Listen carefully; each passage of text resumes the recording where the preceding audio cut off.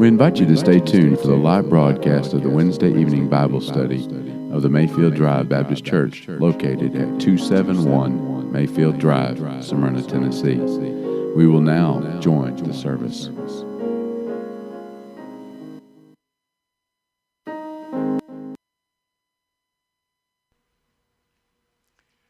Well, we welcome you back again to our Wednesday evening Bible study, Church History Through the Trail of Blood, and this is part number 6. We start out with Revelation chapter 2, verses 8 through 11. And unto the angel of the church in Smyrna write, These things saith the first and the last, which was dead and is alive.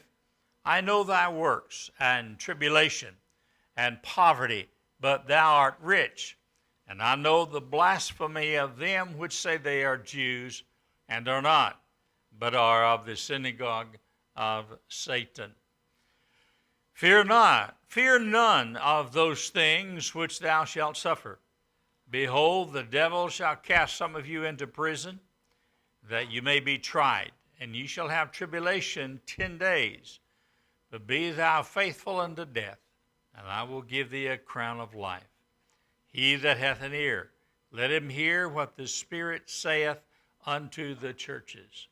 He that overcometh shall not be hurt of the second death. So this evening we're going to look at the church at Smyrna. And this is not Tennessee.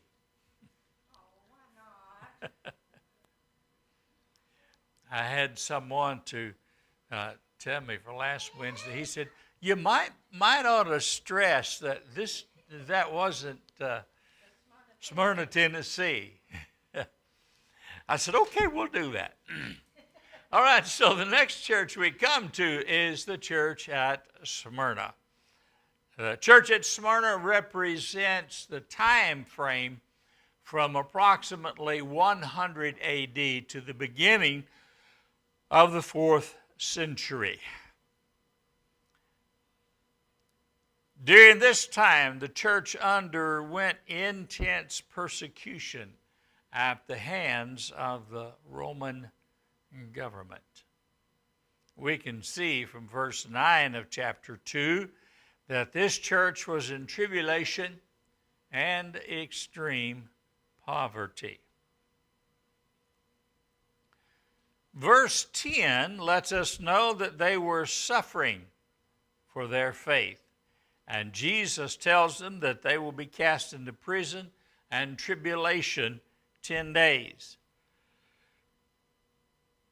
During the time in history that this church represents, there were 10 waves of persecution under 10 different Roman emperors, which ended in the year 313 A.D., when Constantine merged the church with the Roman government.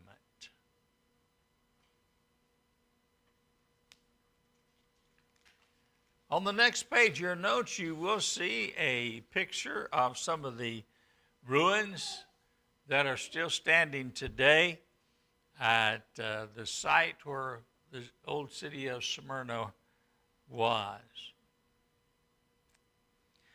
35 miles to the north of Ephesus is the port city of Smyrna, a city founded by the Hittites dating back to 2000 BC.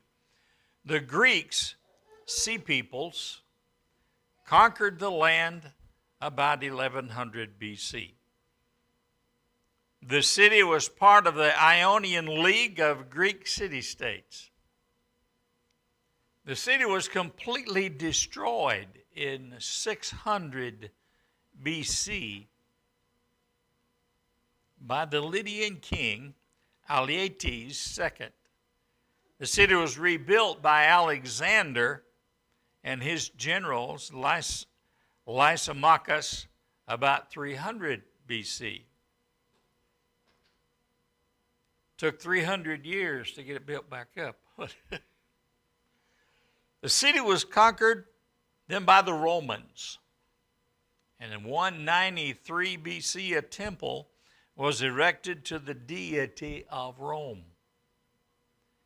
The temples of Zeus and Cybele were linked by a mall said to surpass all others. Smyrna was a wealthy port city, which the flow of trade entering and leaving Asia Minor utilized. The city was controlled by guilds, Guilds. Those refusing to join or denied membership would be unable to enter into commerce. Now, guilds would be sort of like union organizations. They had great power in their local areas. In the message to the church of Ephesus, Jesus described himself as holding the 7 stars and standing in the midst of 7 lampstands.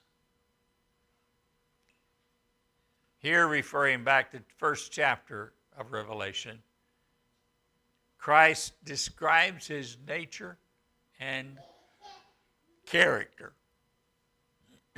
Now, the 7 stars would be the 7 pastors, and the 7 lampstands or candlesticks would be the 7 churches of Asia that we're looking at. Later on, or during these letters, you'll note that Jesus says, and unto the angel at the city, right. The angel would be the pastor. In the message to the church at Ephesus, I said that. To those in Smyrna looking at the horrors of death, horrors, Horrors.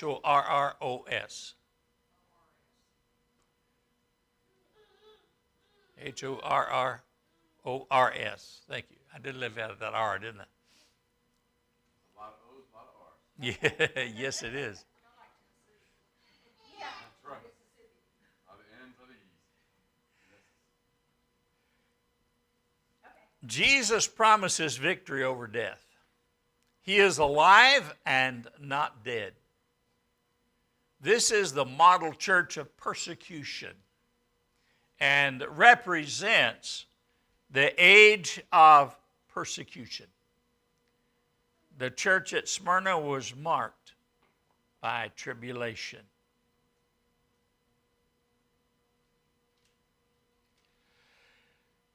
The guilds controlled the marketplace.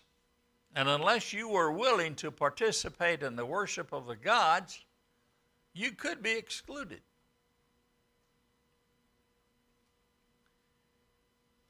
Buying or selling.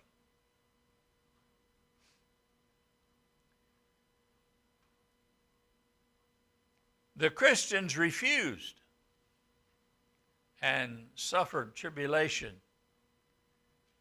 for their faith. One of the most famous martyrs of Smyrna is Polycarp. Polycarp.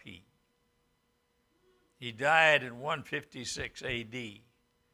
He was the bishop, or he was the pastor of Smyrna, who died at the age of 86, refusing to deny Christ. And there you see a picture rendition, or a drawing rendition rather, of Polycarp.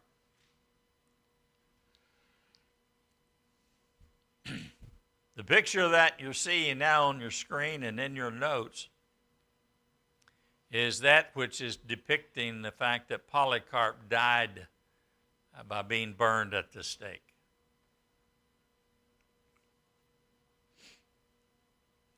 Word poverty.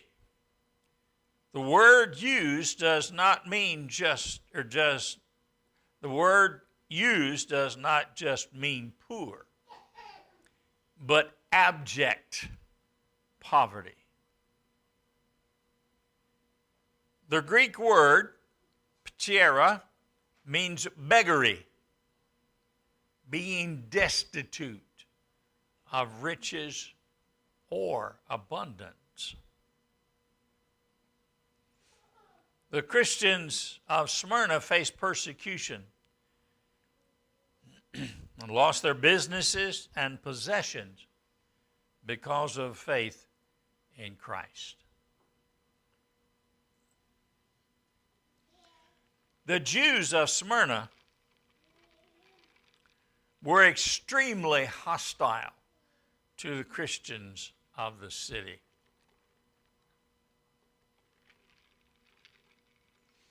In Polycarp's martyrdom, they retrieved the wood for his burning. Jesus calls the Jews of Smyrna blasphemous. Now, I'll pause here and let you write that. B-L-A-S-P-H-E-M-O-U-S.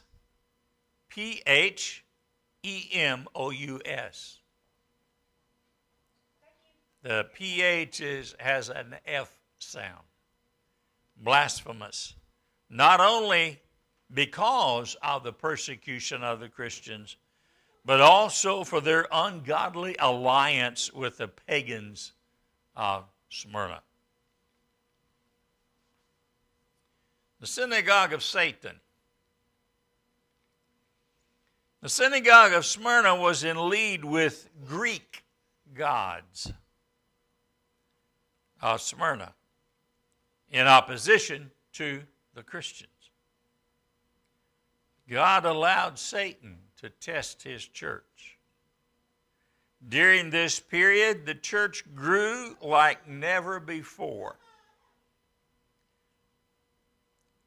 The greatest period of church growth was during this period of persecution. The more the church was persecuted, the faster it grew. And this is I guess you would call it a phenomenon that works every time that there is persecution. Churches that are persecuted will grow. Don't ask me why, but they do. Those churches that weren't being persecuted, not so much.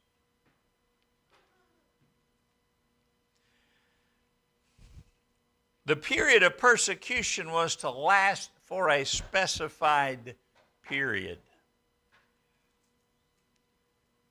The persecution during this period lasted from the time of Domitian in AD 96 until Diocletian and his successor Galerius in AD 311.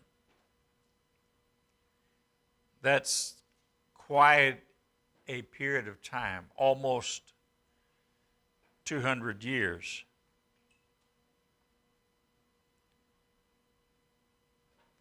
Depending on when counting begins, 10 or 11 periods of persecution can be located during this period.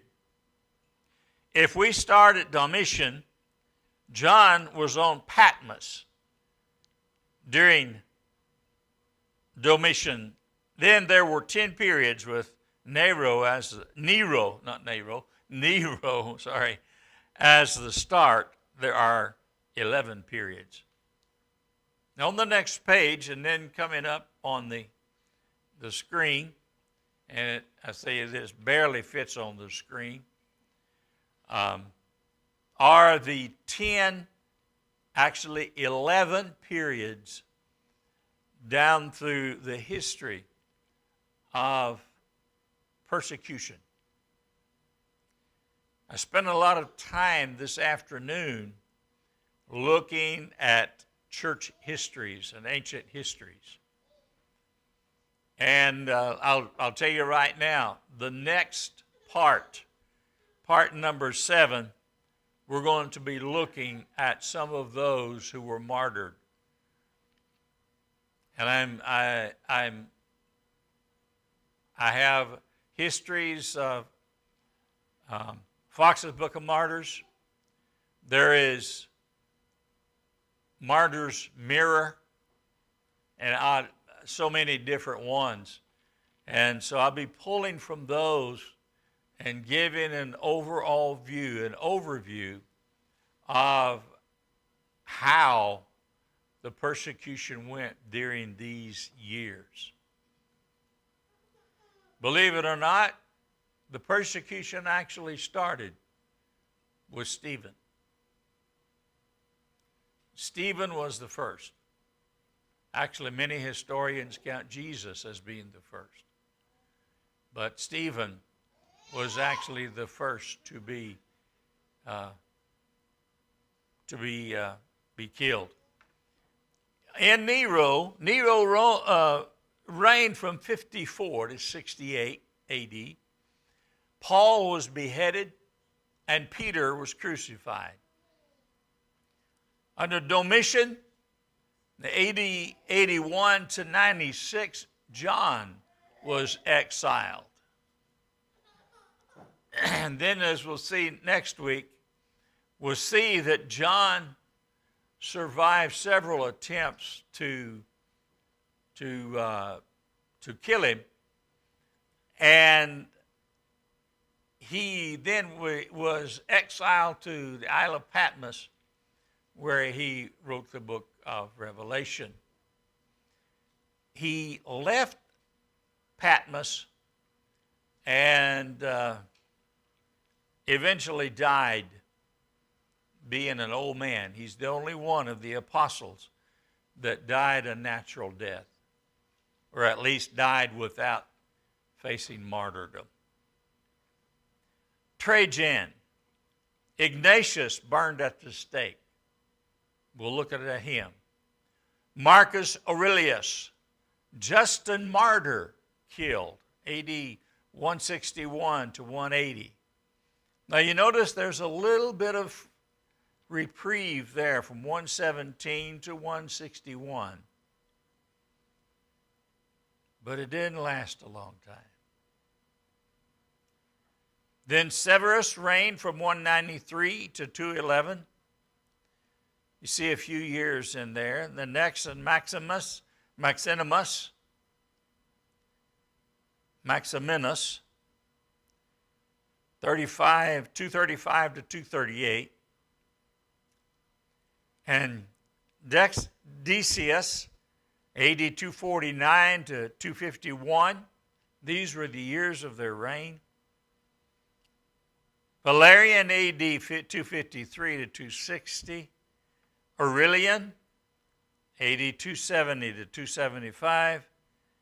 Diocletian, 284 to 305. And Galerius, 305 to 311. Now it ended when Constantine became emperor. And he supposedly made a profession of faith and became, quote unquote, a Christian. And then he thought it was so wonderful, he brought the government and the church together. This was really a big part of the starting of the Catholic Church. In death, the Christian martyr demonstrates to the world the victory we have in Christ. We do not have to fear death, because 1 second after death, we are in the Lord's presence for eternity. For this reason, Paul could boldly say, for to me to live is Christ, and to die is gain. But if I live on in the flesh, this will mean fruit from my labor. Yet what I shall choose I cannot tell.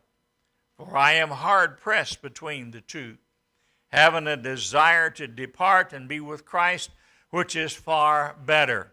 Nevertheless, to remain in the flesh is more needful for you. It's Philippians 1, verses 21 through 24.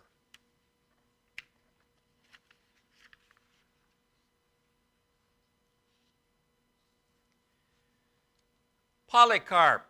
We look at some of the martyrs. These are only 3 of them that we're going to look at by name. And the next part, we're going to see quite a few more of them. Polycarp, there is some question whether Polycarp was 86 years old when he was martyred, or whether he had been a Christian 86 years. His words were, or are, 86 years I have served him, and he never did me any injury. Either way, there is a strong tradition that he was appointed bishop or the pastor of Smyrna by the Apostle John. It's believed that Polycarp was a disciple under the Apostle John.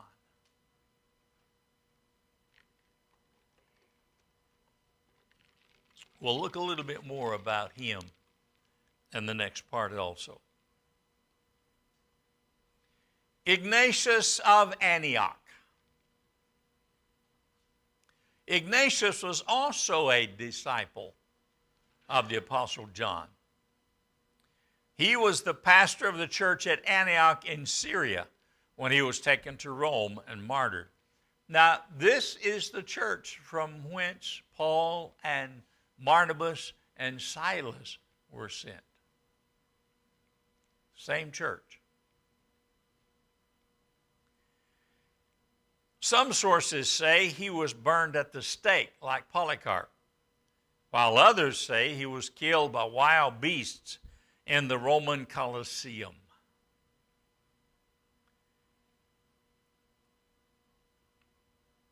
While he was no doubt a very dedicated and true disciple to the truth of God's Word, the Catholics have also taken him, and probably much has been taken contrary to what or who he really was. Yes, ma'am. Can you spell Coliseum, please? Yes, ma'am.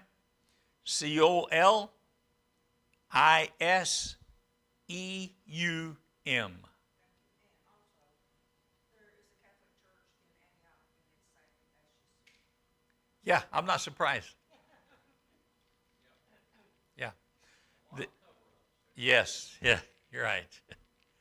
That wasn't the church that he was a pastor of, though. Absolutely. That's one reason why he was killed. So if you read a lot of the Catholic tradition, you will see much things about Ignatius.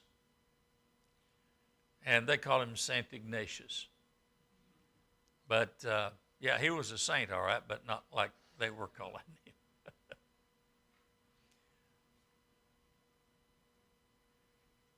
All right, Justin Martyr. Not sure how he wound up with a last name like that, but it's sort of prophetic as what would happen to him also. Justin Martyr, according to the sources of my research, Justin Martyr was not a pastor of any church.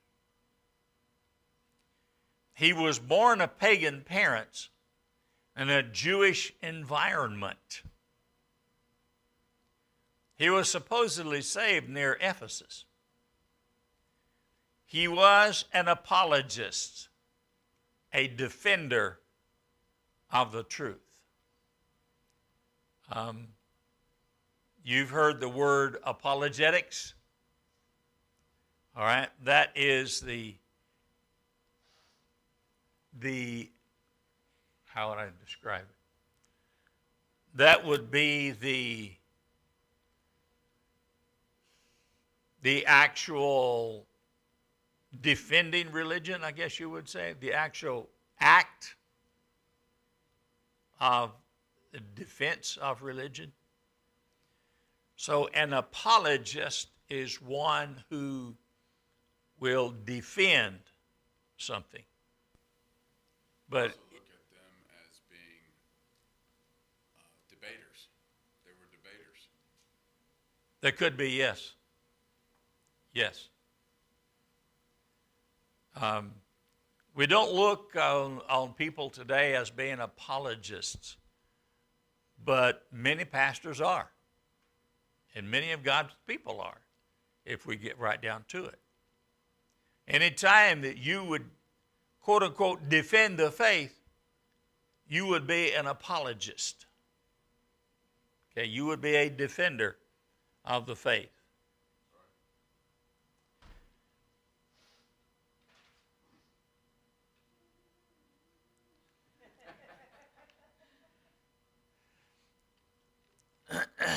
He was a teacher and a writer.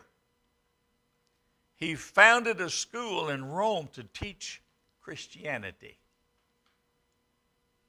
And of course, because of this, he was martyred. Man, to put it right under the nose of the emperor. He was asking for trouble, wasn't he?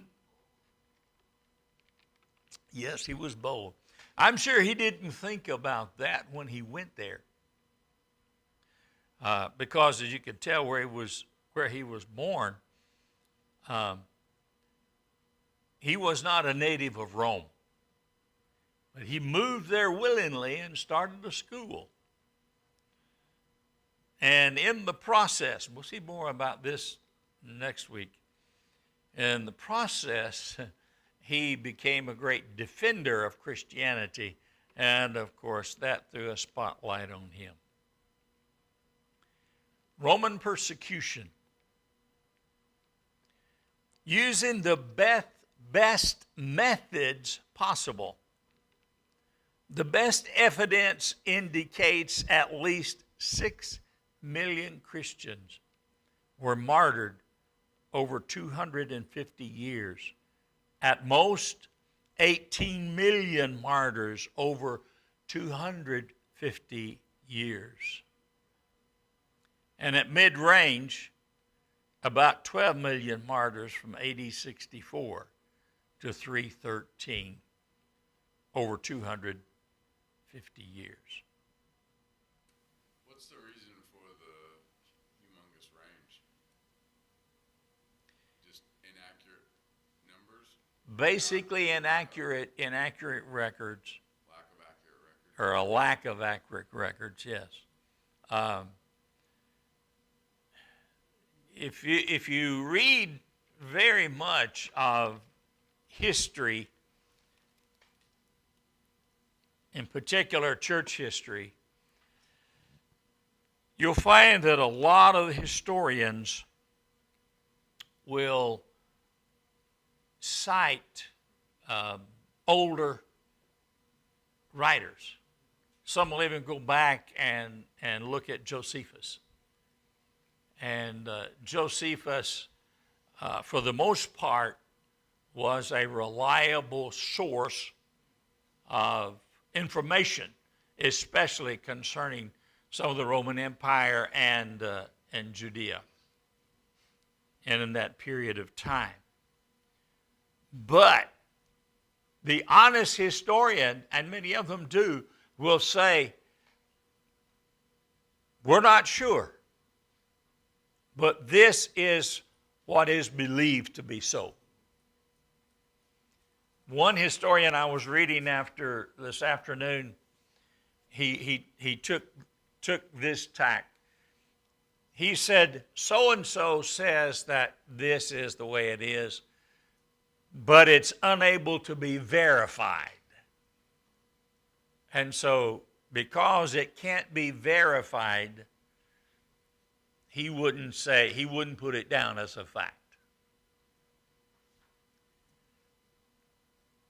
But it's hard because many records probably were not kept in some of the remote parts of the empire. And probably some local records were not kept either. So it was one of these things you knew this was the minimum. But the way that it went, it could be this. It's a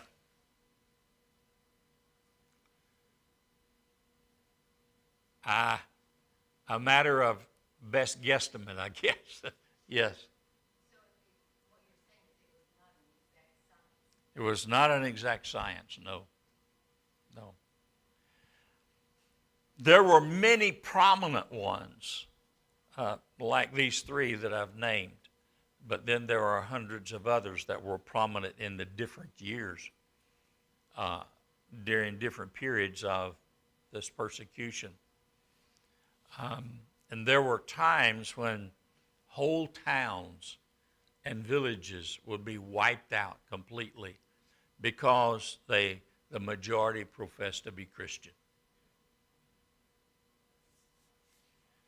When we get to some of the later churches, like when we get up into the 12 and 1300s, you get into the Dark Ages, and you find this persecution starts all over again.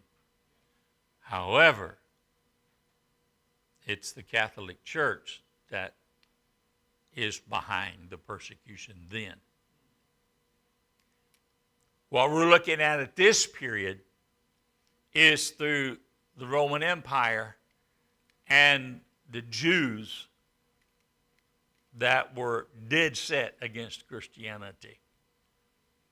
The persecution wasn't so much against the Jews, except unless they admitted to be a Christian.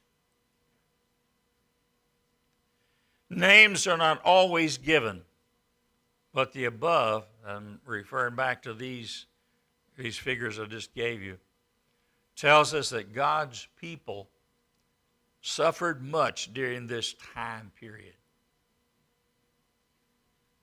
So, conclusion to part 6. There is one other church of the 7 churches that falls within this first time period under consideration by Dr. Carroll. That church is the church at Pergamum.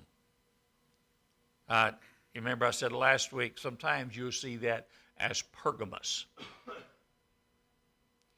But before we consider that church, I want us to take a look next week at some of those who gave their lives for the Lord during this time period. And basically where I'm talking about is from 100, actually before 100, up to at least 313.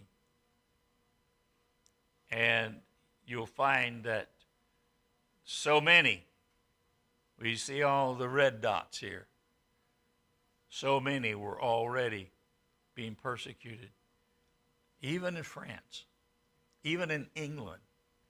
We don't think too much about those places being in existence in the early days of that, but they were. The persecution went all through the empire. Some regions were worse than others. And then some, at one point, when the empire was divided between 2 emperors, the East and West, and I've forgotten their names now. I've been struggling with these Greek names and Italian names all afternoon. One of them was very lenient to Christians. The other was a naturally hard person. So while one region had it pretty easy and life wasn't too bad, On the other side of the region, in the next region, it was terrible. There are isolated pockets sometimes, depending on local rulers, where globally or nationally, as far as Rome was concerned, there wasn't a lot of persecution being pushed. But in pockets, in some areas where you had some governors or rulers that wanted to blame something and get away with it, they would cause something to happen and then blame the Christians. And that is repeated over and over and over again. Nero is actually probably one of the first that did that. He was accused, and rightfully so, of setting fire to Rome. Well, when it began to come out that he was the one, he blamed it on the Christians. And then wholesale slaughter started. Not a pretty time to live. Even in France, Britain, Africa, India, persecution. Wherever there were Christians, there was persecution. Didn't make any difference where it was. What we'll also look at next week is when and where the apostles are believed to have been martyred. Now, I want to go in quite a bit of detail. We may have to have 2 sessions on 7 and 8 on that to cover as much as I'd like to. But I want us to know and to understand what happened to God's people from the time back up here, from the time of Jesus on. We get out of here, we get in this area in here. It's going to start again. Yes, ma'am.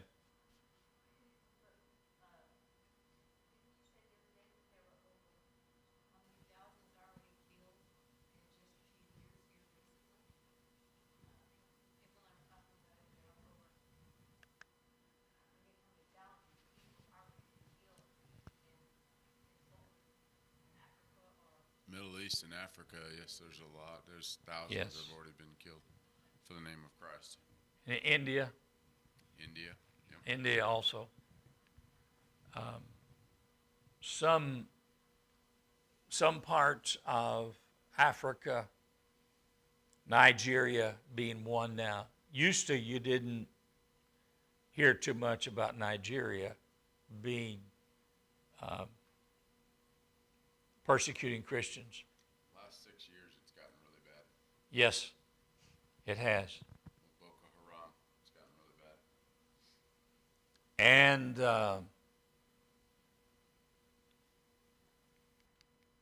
trying to think of another prominent, well, anywhere that you find in Africa, anywhere you find an Islamic state, you're going to find persecution.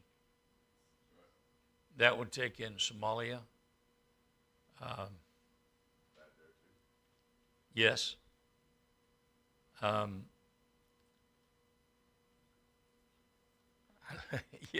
trying to think of some of the others, but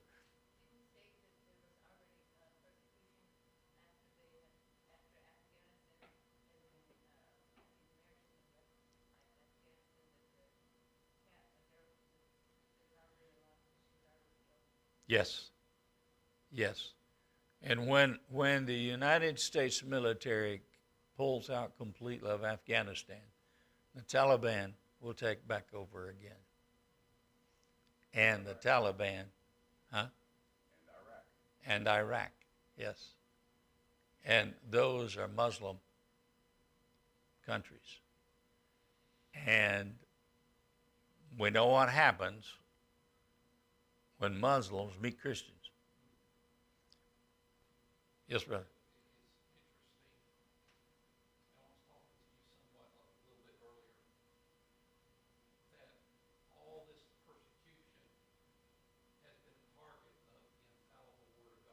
Yes.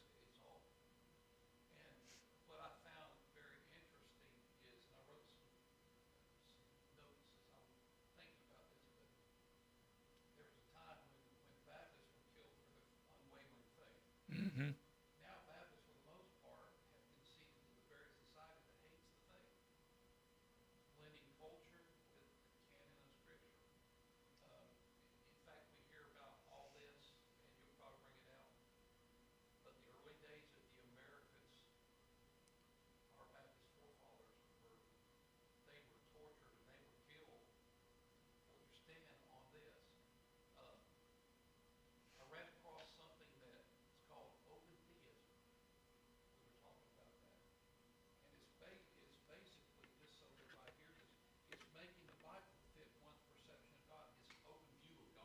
Mm-hmm.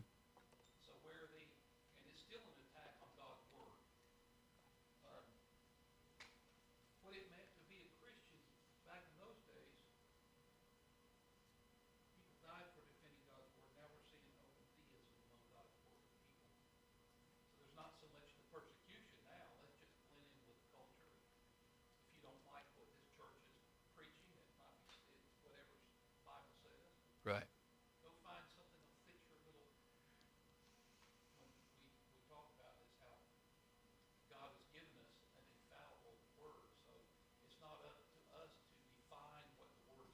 Right. Yes.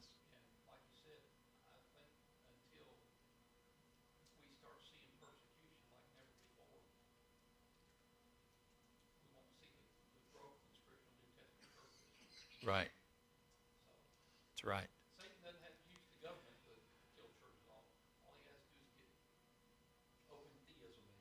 Yes. Things fall easier from the inside than they do from the outside. Rome fell from the inside. And it appears that our country will fall from the inside. All right.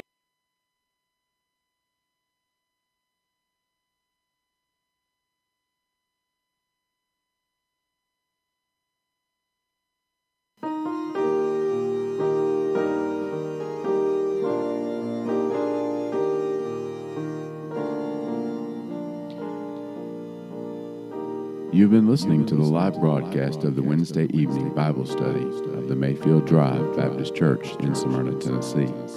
We invite you to tune in at the same time next Wednesday evening for another live broadcast of the Wednesday evening Bible study. We would love to see your comments regarding this broadcast. You may email us at imbr@imbmpodcast.com. That's imbr@imbmpodcast.com. Or you may write to us at International Missionary Baptist Radio, P.O. Box 1676, Smyrna, Tennessee 37167. That's International Missionary Baptist Radio, P.O. Box 1676, Smyrna, Tennessee 37167. Thank you for listening, and may you have a blessed day.